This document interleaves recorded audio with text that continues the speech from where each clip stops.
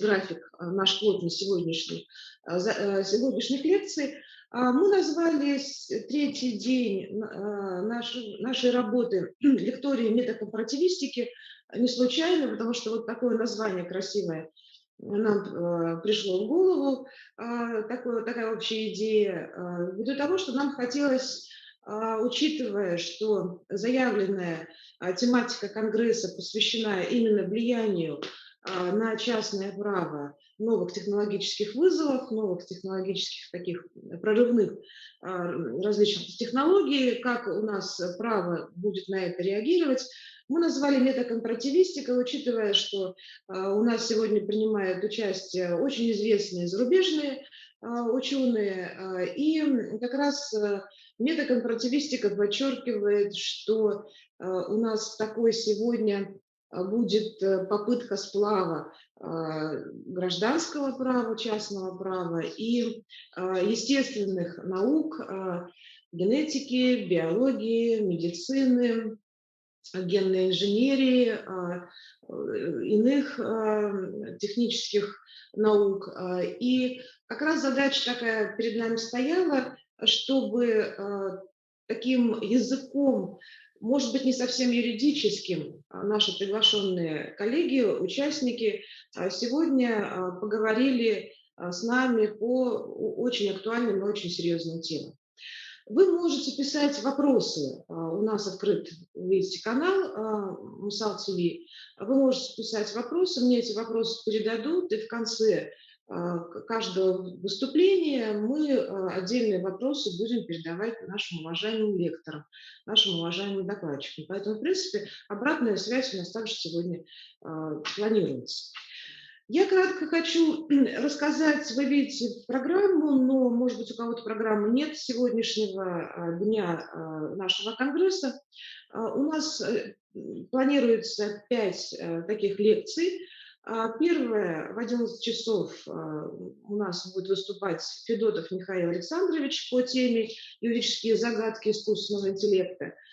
Затем мы проведем встречу с Ижевской Верой Леонидовной, она, наверное, придет к нам лично. Пределы автономии воли родителей при применении геномных технологий, это будет с 12:10 до 13 часов примерно. Затем выступит уважаемый и любимый всеми нами Александр Юрьевич Панчин по теме «Игра в Бога. Перешла ли наука границу в геномных исследованиях, либо, может быть, не перешла», с 13:20 до 14:10. И далее очень интересная лекция нашего зарубежного гостя, профессора, адвоката, независимого арбитра из Австрии Кристиана Шауэра, который вместе с Леной Геннадьевной Стрельцовой расскажет нам проблемы современного арбитража и судебной защиты в цифровую эпоху. И последняя в 16 часов 16:50 – это лекция Вудроу Барфилда совместно с Юлией Сергеевной Харитоновой «Интеграция искусственного интеллекта и алгоритмов в организм». Надо сказать, что Вудроу Барфилд, профессор Вашингтонского университета Соединенных Штатов Америки, очень известный автор права алгоритмов, такой работы, которая была издана в Кембридже и которая вот сейчас, в принципе, находится в самом топе списка самых цитируемых работ современности. Вот такая у нас получается программа сегодняшнего дня. Мы постараемся ее придерживаться, чтобы наши уважаемые докладчики не ждали и не каким-то образом было им комфортно сегодня проводить свои лекции. И, конечно, между вот этими лекциями, вы видите, запланирован технический перерыв, минут 20 примерно, когда у нас вот будет идти подключение нового докладчика с тем, чтобы не было каких-то срывов между выступлениями наших уважаемых гостей. Я не вижу, у нас подключился Михаил Александрович Федотов. Я думаю, может быть, уже потихоньку можно подключать. Здесь есть. Зуин?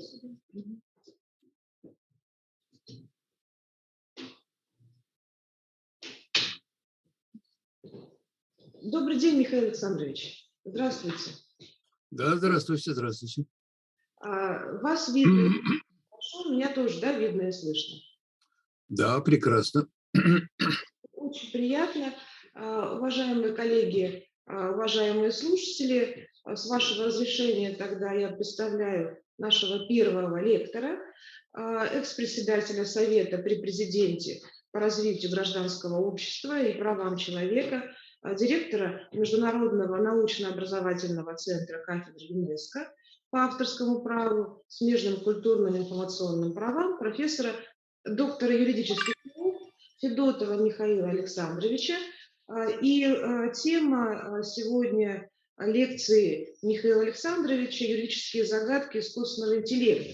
Мы с вами уже рассматривали проблему искусственного интеллекта в наших панельных дискуссиях, на пленарном заседании, и различные докладчики говорили, сколько юридических проблем действительно возникает в связи вот с созданием такого сложного и интересного, я не знаю, там, этого изобретения, как искусственный интеллект. Это и вопросы правосубъектности, и вопросы ответственности, и вопросы, что это в отношении ответственности в случае ошибок при написании договоров, если мы используем legal tech, в том числе искусственный интеллект в договорной практике, и еще массу проблем.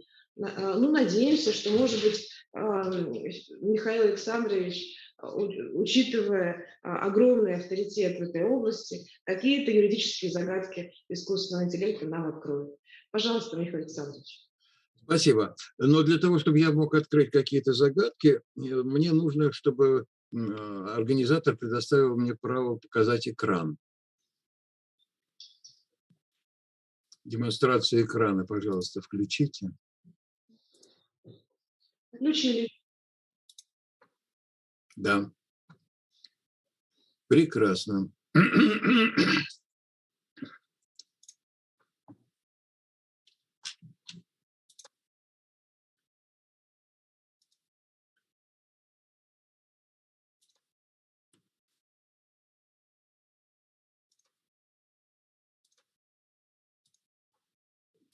Итак, уважаемые коллеги, я свое выступление назвал «Юридические загадки искусственного интеллекта».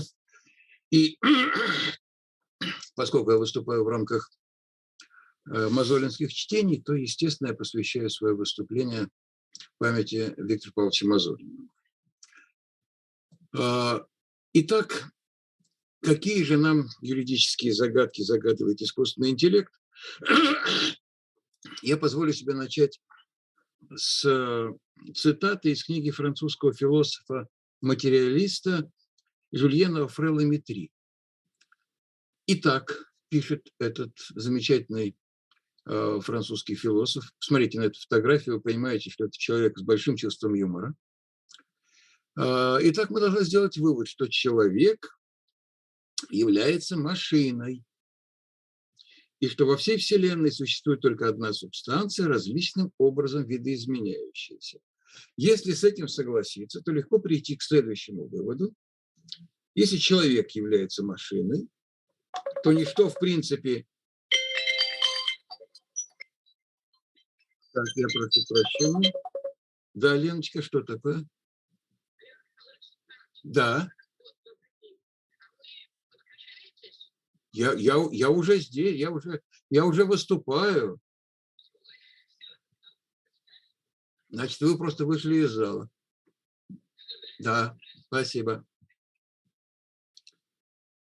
Вот видите, организаторы еще не все знают, что я уже выступаю.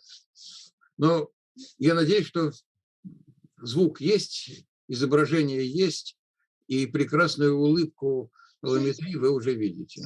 Все в порядке, извините, пожалуйста, это у нас такая наша организационная... Ничего страшного. Ничего страшного. Так вот, если согласиться с Ламетри, то можно прийти к выводу, что если человек является машиной, то ничто, в принципе, не мешает ему создать другую машину. которая будет построена на тех же принципах и ничуть не уступать первой машине. А первая машина – это человек. Если исходить из того, что Ламетри был прав.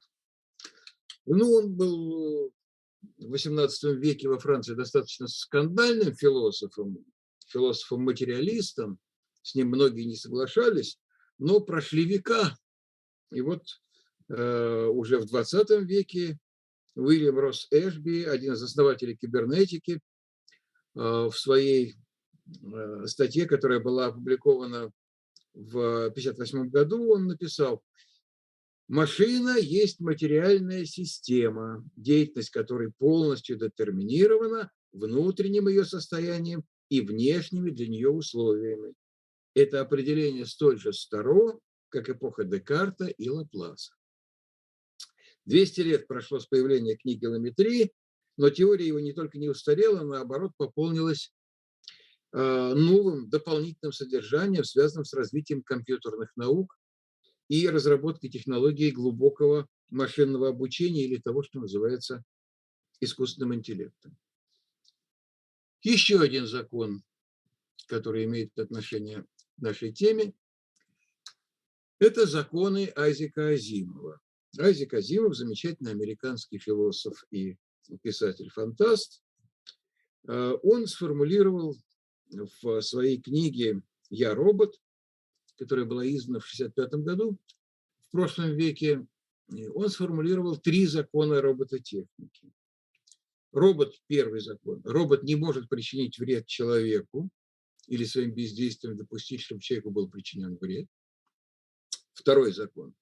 Робот должен повиноваться всем приказам, которые дает человек, кроме тех случаев, когда эти приказы противоречат первому закону. И третий закон. Робот должен заботиться о своей безопасности в той мере, в которой это не противоречит первому и второму законам. Law. Please pay attention that the laws of Isaac Asimov were formulated quite legally correct and quite precise, where we feel the logic of the law.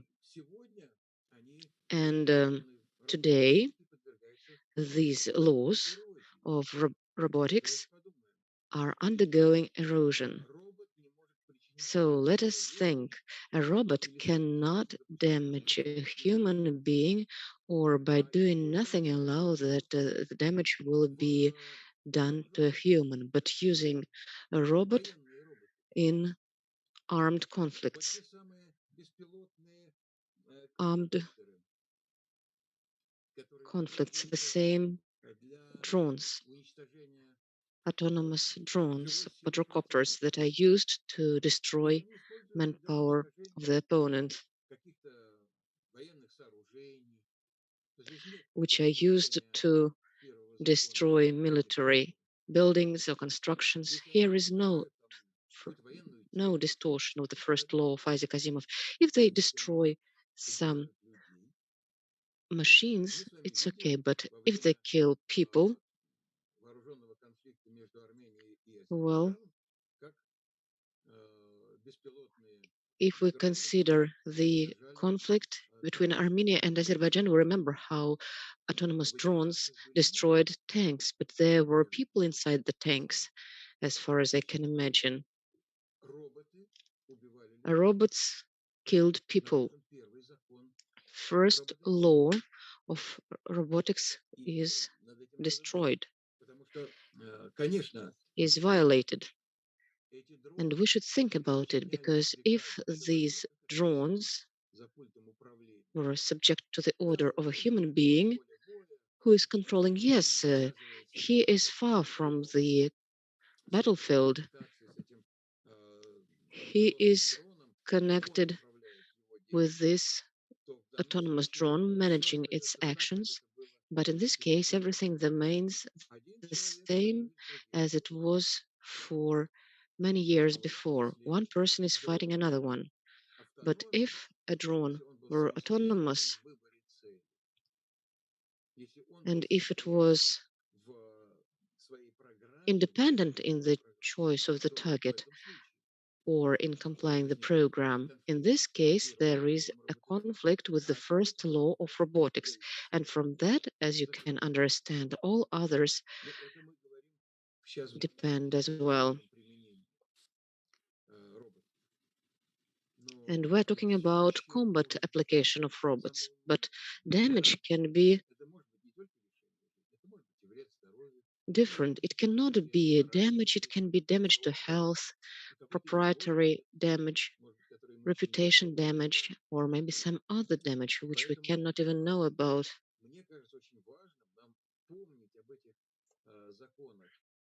That's important to remember the laws which were formulated by Isaac Asimov when we talk about a legal conundrum of artificial intelligence. For instance, now they actively use a weak, so to speak, artificial intelligence, but unfortunately we cannot even reach, we cannot differentiate between weak and strong artificial intelligence. We have not reached strong artificial intelligence, as one people say, but others say that it has already been created a long time ago, and others say that it will never ever be created. Who is right, who is wrong, we do not know yet.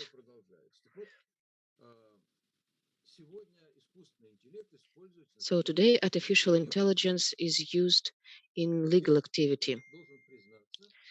I should confess, for the first time, I talked about the possibility to computerize legal activity in 1995 at all Soviet School of Young Estonian Scientists in Estonian city of Narva. Then I was a young scientist's lawyer, and my speech was created quite considerable doubts in my smartness. Well, they believed that Fedotov is crazy, as every judge can have a computer possibly, and this computer should help the judge to take decision. Well, but I have always said this, that a computer cannot make legal decisions. A computer can prepare a draft of a legal decision, of a legal resolution. Moreover, in this project of legal resolution, it can more precisely consider the arguments of plaintiff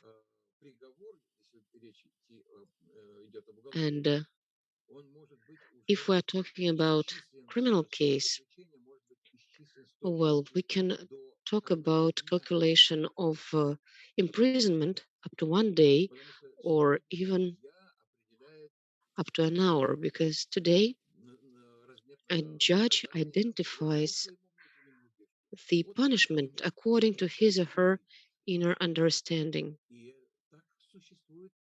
And it exists for thousands of years.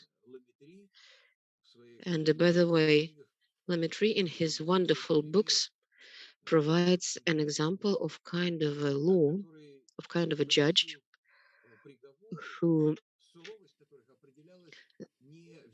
did resolutions which were severe, not in connection with the guilt of the person, but it was identified by the quality of lunch of the judge. Well, as he was hungry before lunch, his resolution was more severe. The computer will never do it like this. Lunch of a judge is of no importance for a computer, but I reiterate, a computer can only suggest options, and the decision should be taken by a human. But here is one question, which is far away from the theme of artificial intelligence. If you want to use artificial intelligence in legal sphere, you should make order in legislation. Just see to what extent of contradiction our legislation is. how incomplete it is and how contradictory it is. First of all, we should eliminate contradictions because otherwise our computer will just burn down trying to understand the legal specific features of our legislation. I will not provide specific examples because it will take too long. Where regulatory base is well arranged, then the technology of artificial intelligence can function quite well. For instance, it's well known that in three uh, courts of Belgrade region, there is a pilot project on compiling legal orders on taking three kinds of taxes: proprietor, transport tax, and land tax. Great artificial intelligence does not make sentences, but it can prepare required documents, double check bank details, and for that a software is established. There are some typical documents for legal orders, and the orders are sent to citizens through Gosuslugi portal. And a person in personal account can get to know this order and can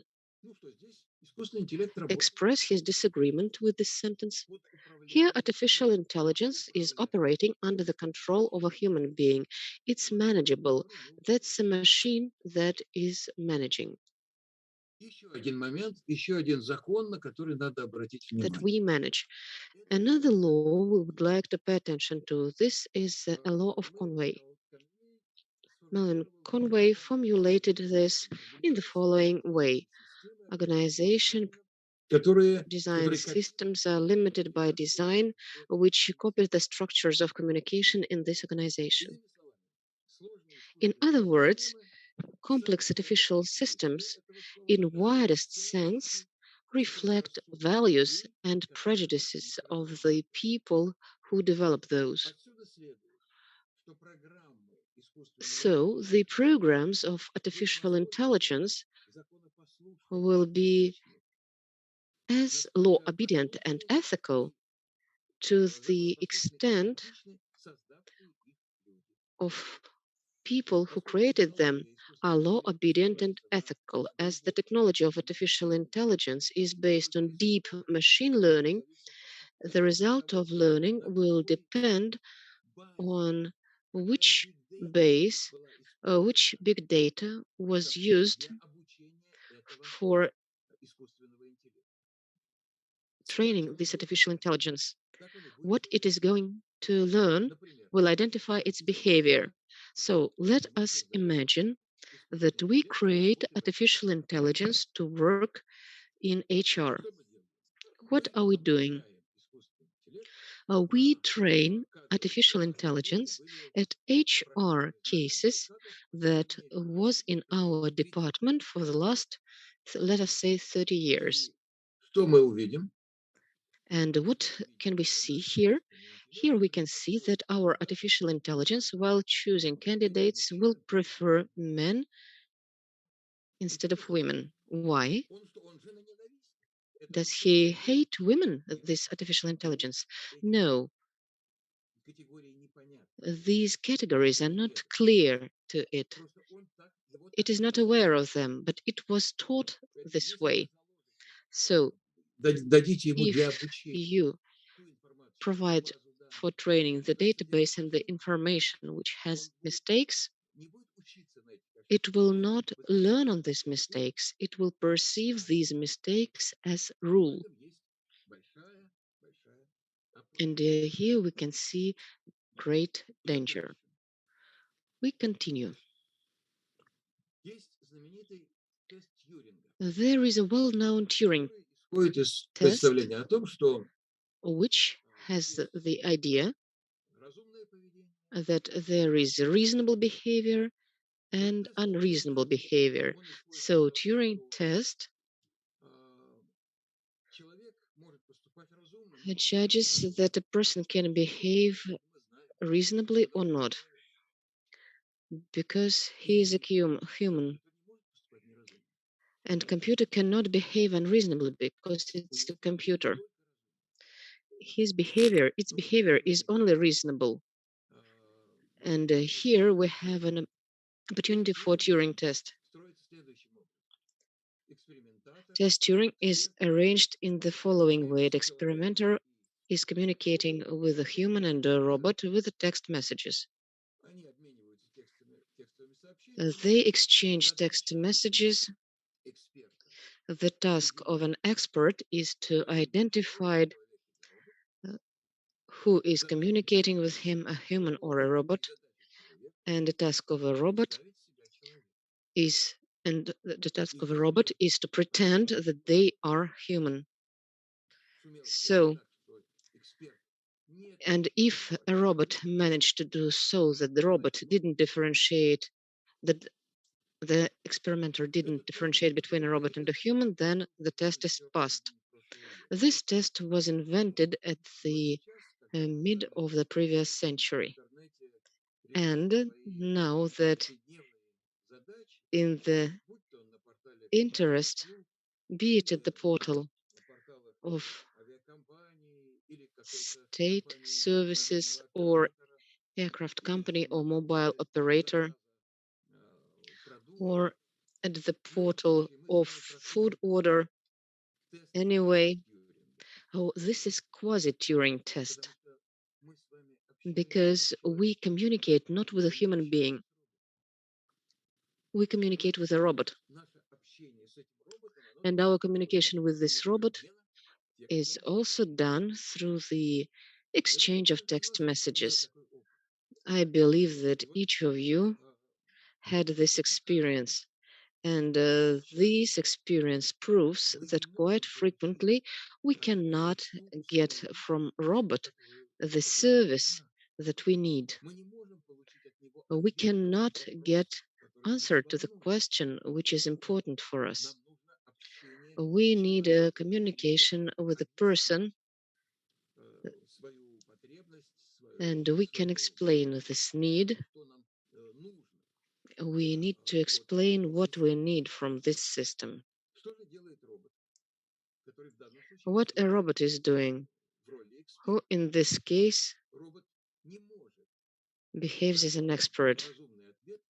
A robot cannot give a reasonable answer to the question of a human. What is it doing? It detects a human being as a bot or as an obsolete robot. It does not perceive it as a human. It perceives this only as an old robot, which should have been already sent to garbage. Well, I beg your pardon, but if you want the presentation to go on top, there is a slideshow button. Then there will be a next slide.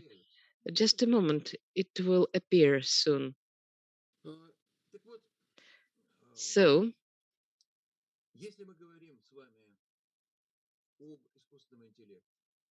if we're talking about artificial intelligence,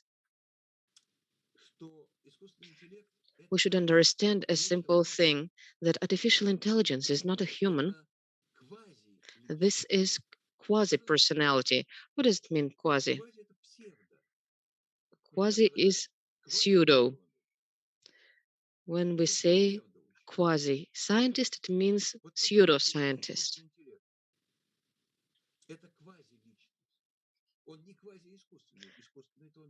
It's not quasi-artificial, it's real artificial, but it's quasi-intellect. Well, let us remember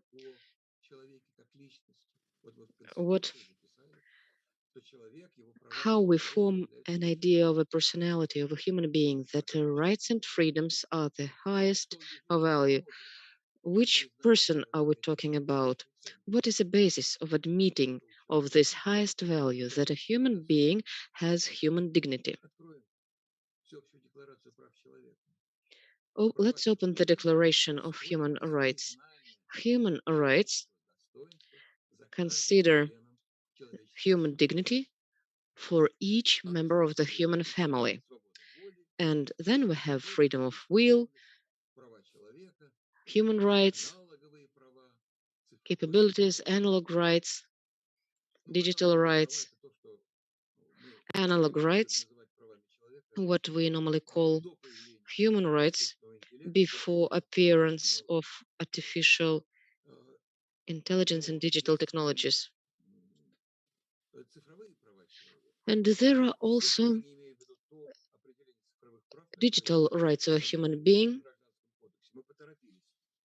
It's not the one that describes civil code. It was too fast that we introduced this norm, and that creates problems when we talk about digital rights, because some understand what's written in civil code and others understand totally different rights with this, which are totally not related to proprietary relations.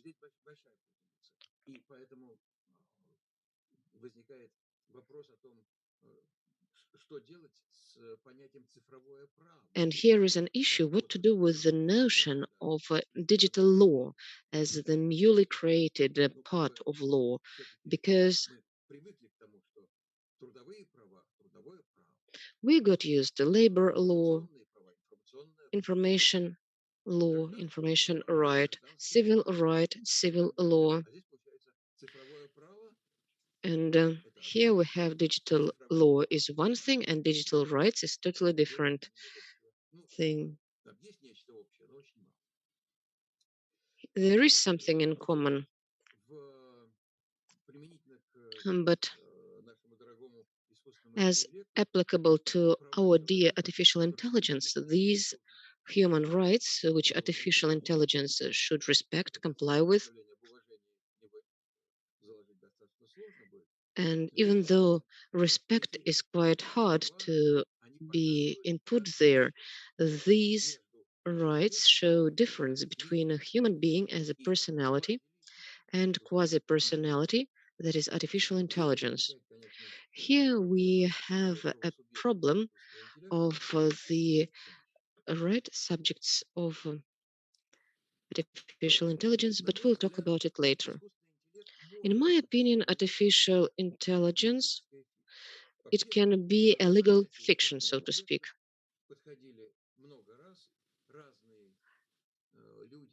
Many people talked about this, many organizations, many scientists and head of countries, international organizations. And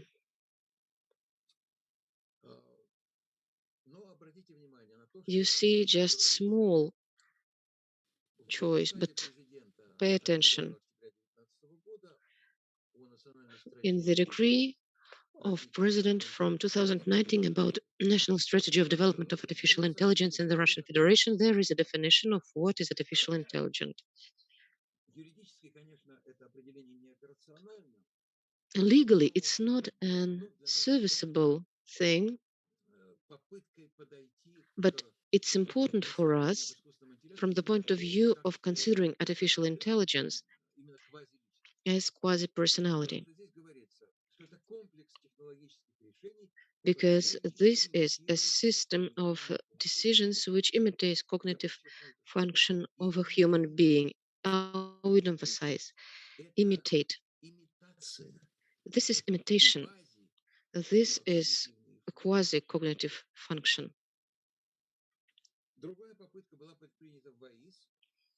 Another participation was done by World Organization, International Organization of Intellectual Property, when they formulated artificial intelligence as the area of information, IT, for the development of systems that can develop tasks that are normally connected with human intelligence. The same thing, performance of tasks which are normally related to human intelligence.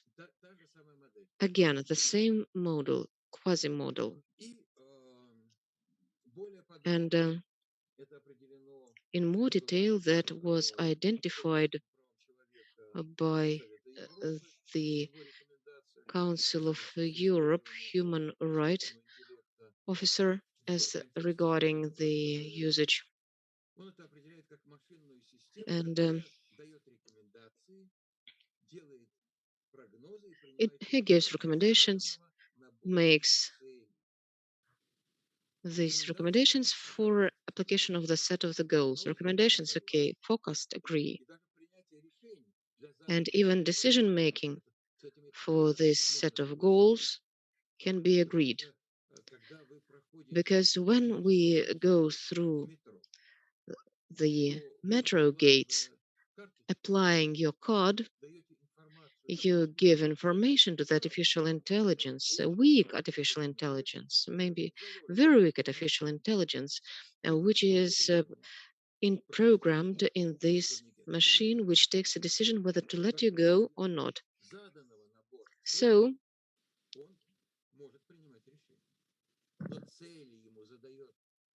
and the goals are assigned by a human being, only a human being.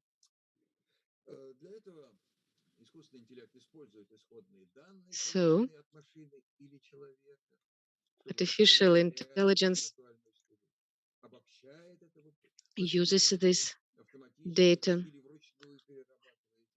automatically or manually processing these models with the help of a human being, automatically derives this, seeing recommendations, forecasts, and decisions. But for the correctness of these recommendations, a human is responsible. And it can comply with this or not. And for that, other people will ask, and not artificial intelligence. And this principle of human-oriented approach to artificial intelligence is of principal importance. And I'm very happy that UNESCO supports this idea in our native concept of development of artificial intelligence. This also is emphasized in the doctrine of development of artificial intelligence. This is decree on provision to provide leadership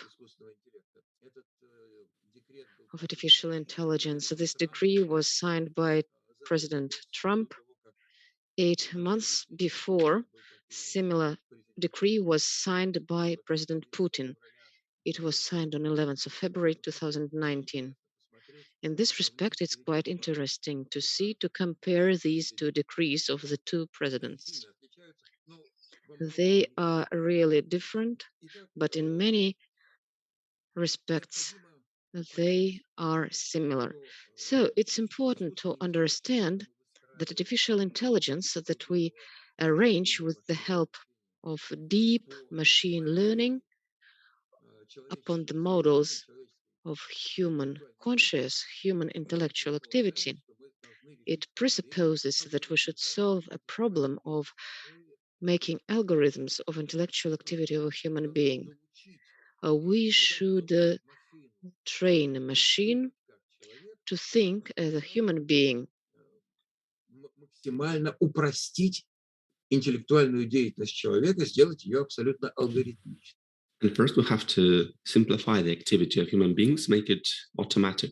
And here lies some danger, which I would like to warn you about. The danger of robotization of human activity.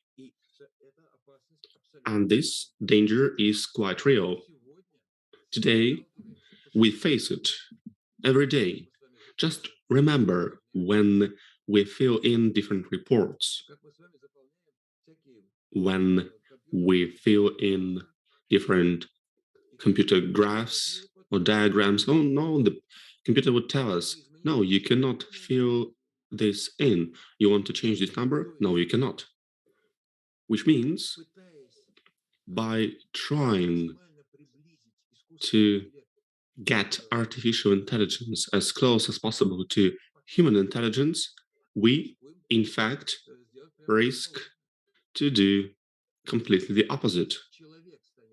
As a result, we will make human beings more like robots instead. And this is a great danger. We will lose human beings.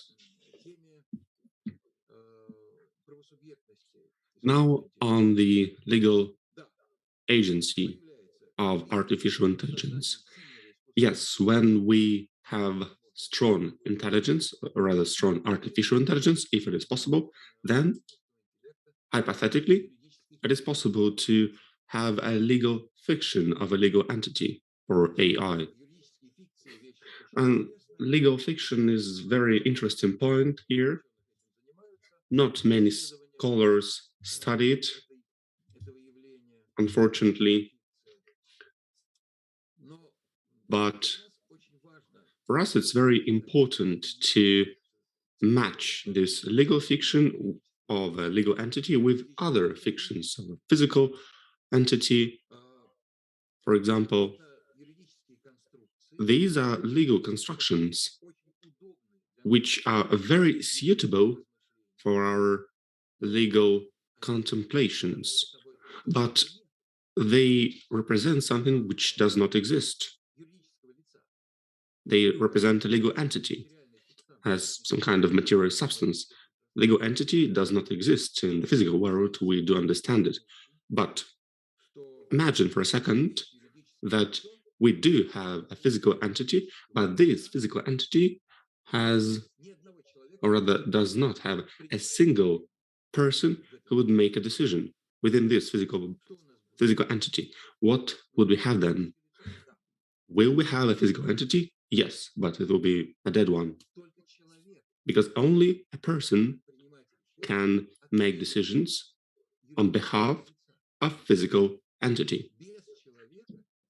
If there's no human, if there is no person, then the physical entity is dead. The same applies to artificial intelligence as digital entity, as some kind of legal fiction. If there is no person, digital entity will be dead. If it will not have, if it wouldn't have its own free will, and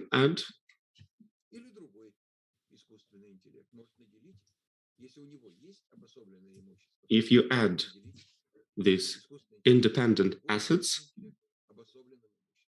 and they will have both free will and independent assets, yes, then this might be possible.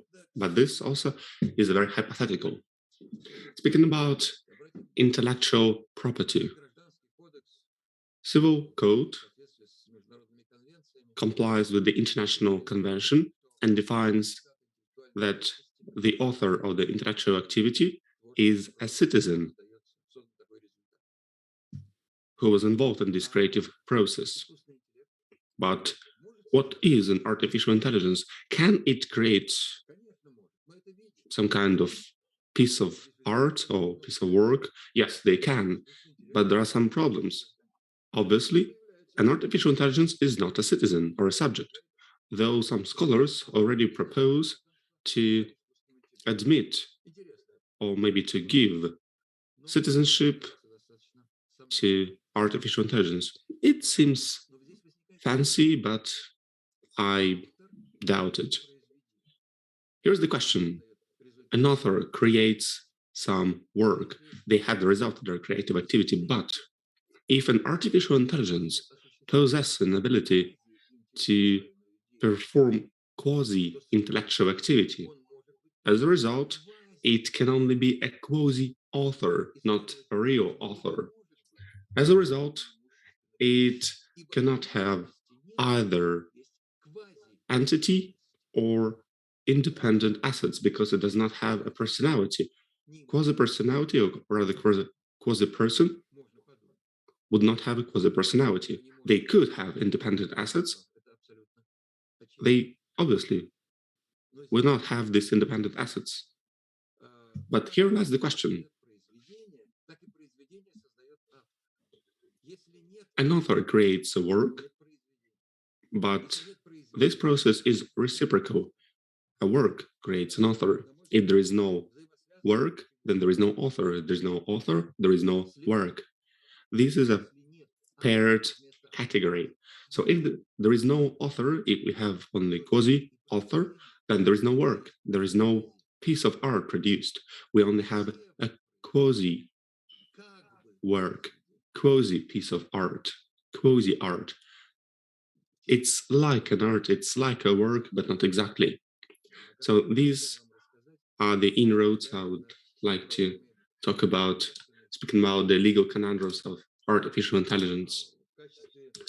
And as advice, I would like to refer to Albert Einstein, who said that imagination is more important than knowledge. Knowledge is limited.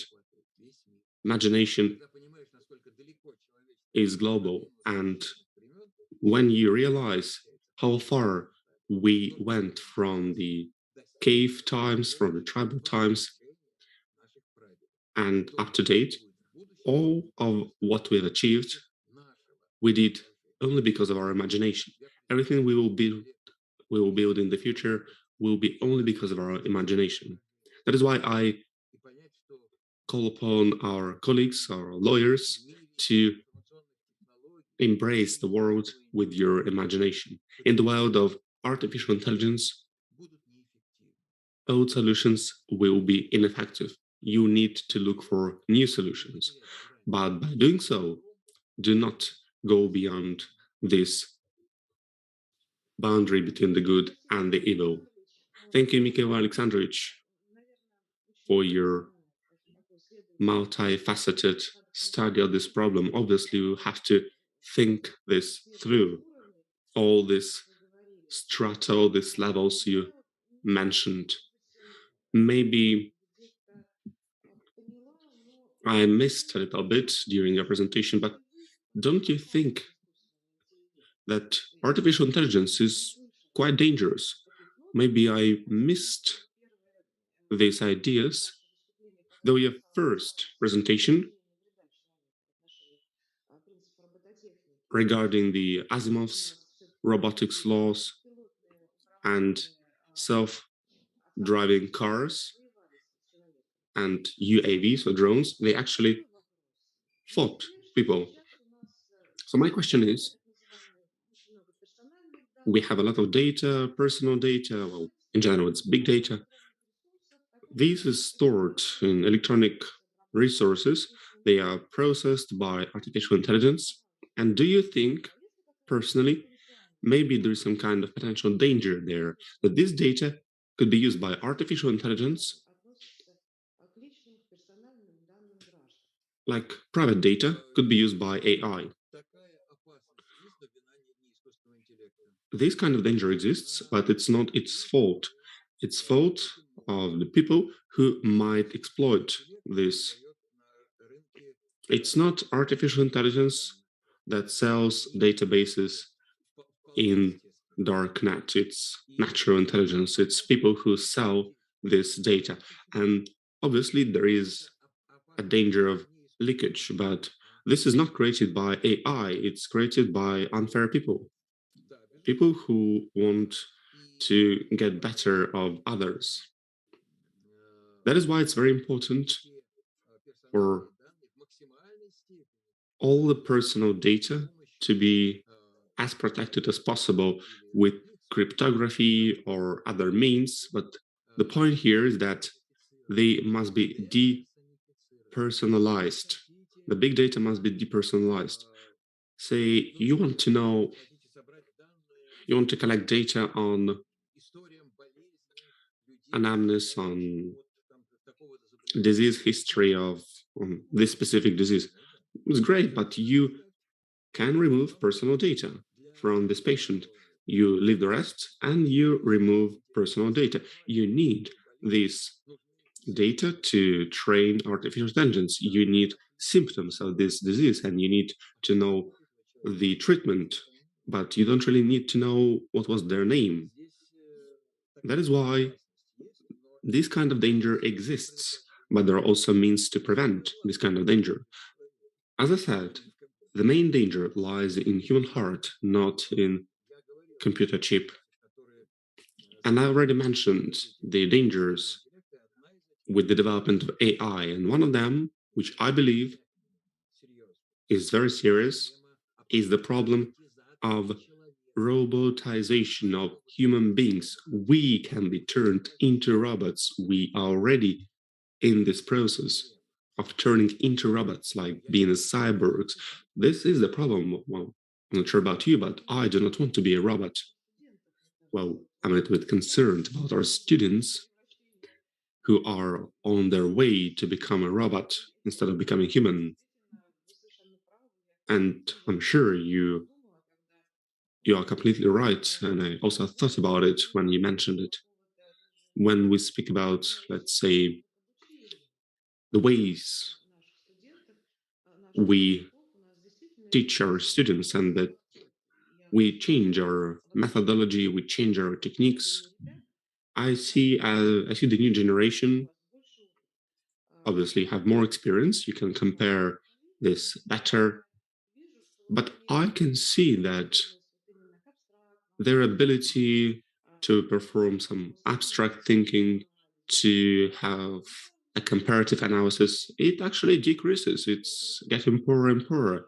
They have this clip thinking for a few seconds and then they switch to new information. Yes, this exists. Maybe there's some kind of reaction to the environment where they are brought up. But to compare something, to match something, to have a comprehensive analysis, it's a poor situation. It's very bad. It seems like these kind of skills are slipping away from our education. Well, I do understand you. My students are also like this. They suffer from the same disease as you mentioned. And I think it's not just about students, everybody, because this kind of robotization, this kind of clip thinking, inability to read long texts, you just read the headline and you rush forward a lot of information. We cannot process everything. We have AI, it will do this work for us. And what will be? What will be in the future? We will be just eating this porridge created by AI instead of going to restaurants. Well, I wouldn't want to live in this kind of world. I want to read smart books. I want to talk to smart people, not to smart robots. Because robots is only a machine. It is a bot, it's a machine. Once upon a time, I was asked what would be my definition of artificial intelligence.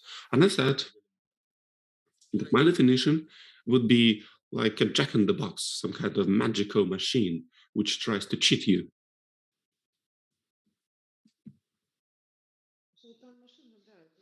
Yes, some kind of cheat machine, some kind of jack in the box.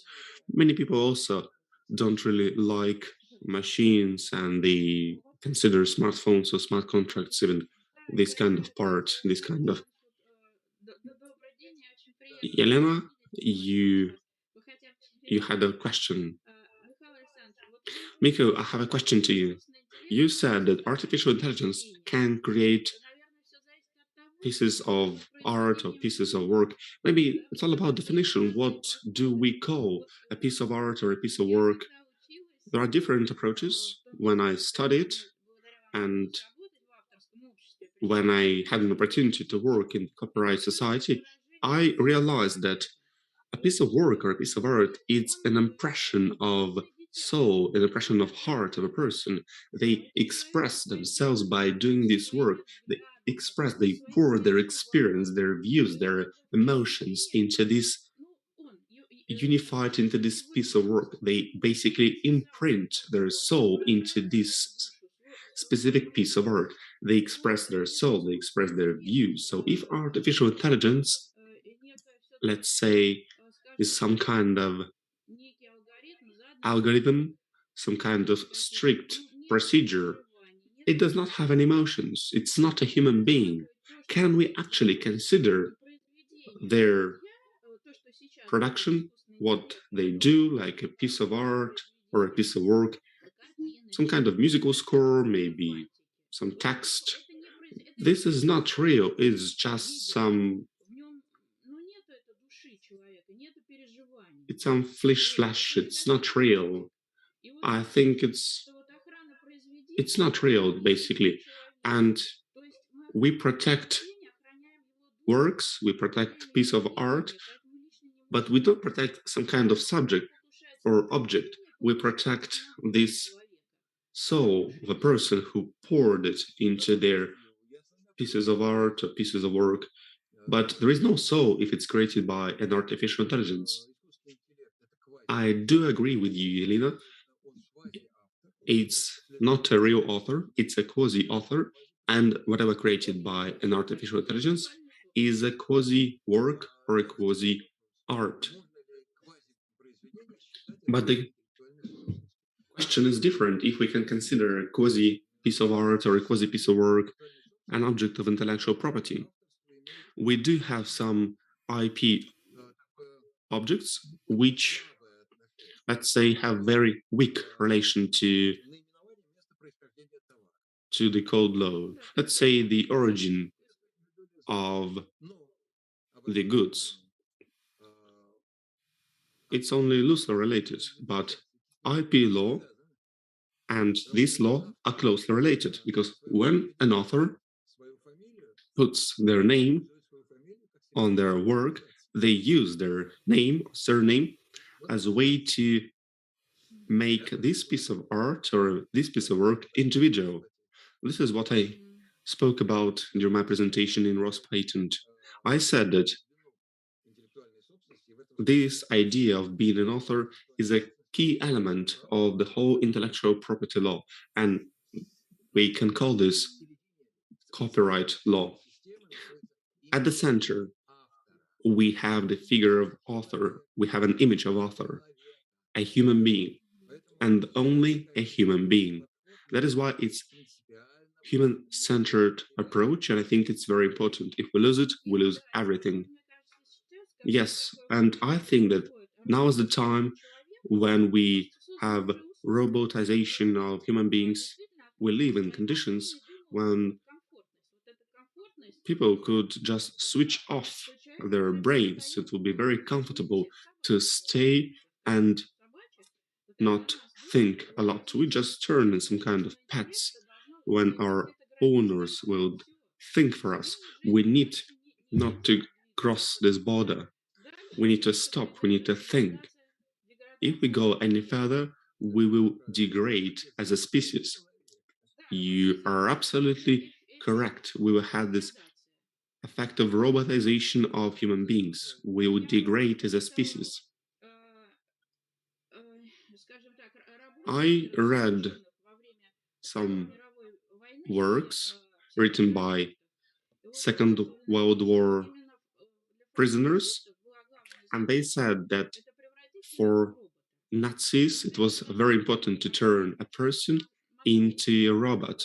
They basically switched off their brains, and when new prisoners would be admitted to the prison, they would say the most important point, just to, when you're told to do something, you have to be in a position, you just do not do it. People would become robots. They wouldn't understand that they would need to eat, they would need to drink. When people stop thinking for themselves, they would not have these basic necessities. Yes, I agree. This kind of danger exists.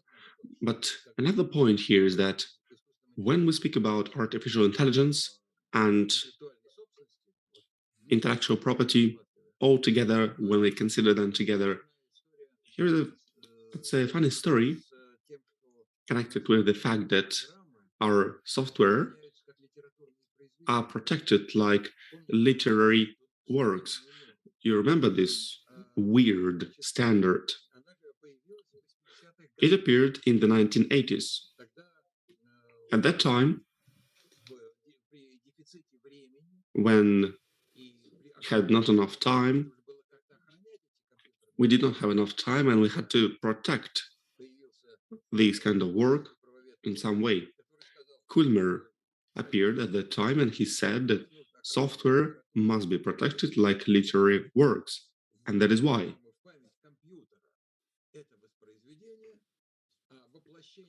When software is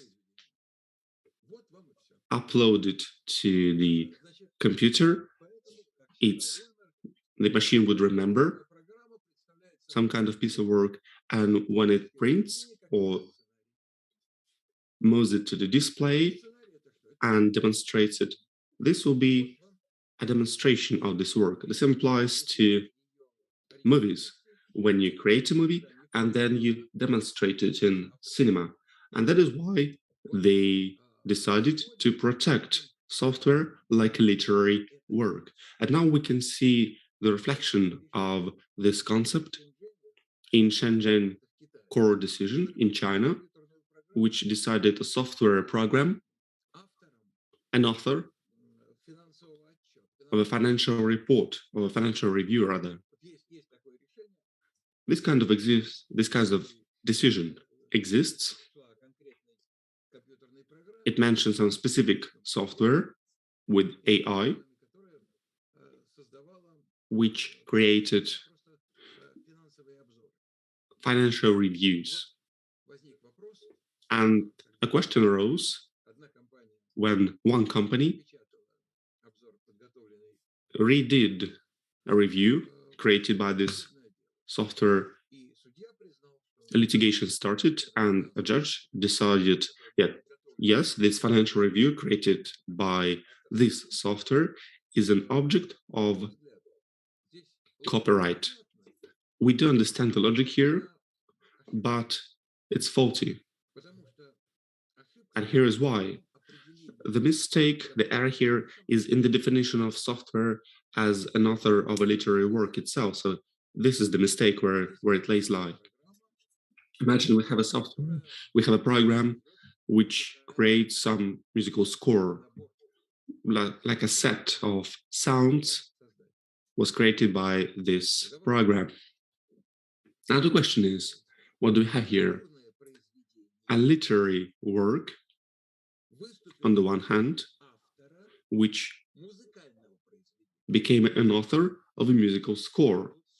So something is really wrong here in terms of logic, clearly wrong.